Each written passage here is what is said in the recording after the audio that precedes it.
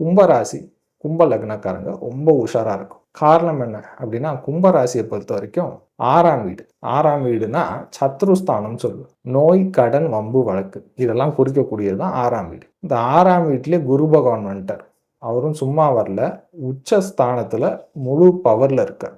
6ஆம் வீட்டுல பொதுவாகவே ஒரு கிரகம் வலுத்து இருக்கக்கூடாது. வலுத்து இருக்கும்போது தான் சிக்கல் ரொம்ப பெருசா போகும். அப்போ 6ஆம் பாவத்துல இப்போ குரு வலுத்து இருக்கார் அப்படின்னா, இந்த 48 நாட்கள் கும்பராசி, கும்ப லக்னக்காரங்க உடம்புல ரொம்ப கவனம் எடுத்துக்கும். சாப்பாட்டு விஷயங்கள் ஜாக்கிரதையா இருக்கணும்.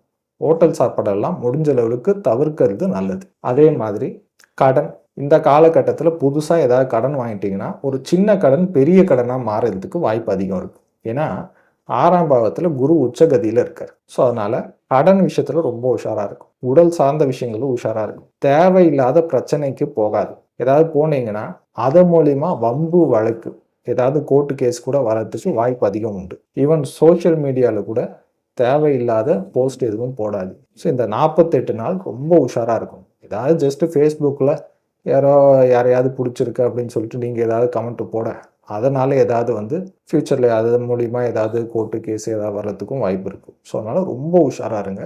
தேவையில்லாத உங்களுக்கு சம்மந்தம் இல்லாமல் எந்த ஒரு விஷயத்தையும் மூக்க நுழைக்க வேண்டாம்.